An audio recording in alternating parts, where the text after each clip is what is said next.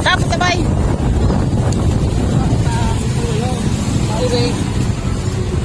Wala kami sa ng speaker.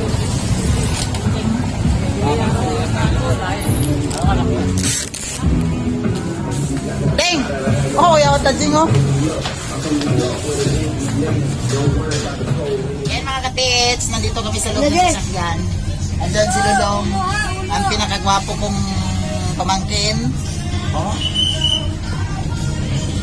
Saan tayo punta, Long? Uwi na tayo? Okay, uwi na tayo. Pakita ko sa inyo mga katits. Yan si RJ. Si RJ. Si Tajing.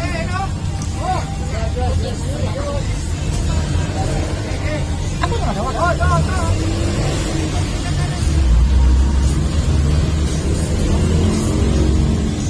Anong kinain mo? Kalamansi? Nangawat siya. Ay, patay. Ano, may chicks ka na yan, Ding? Ah.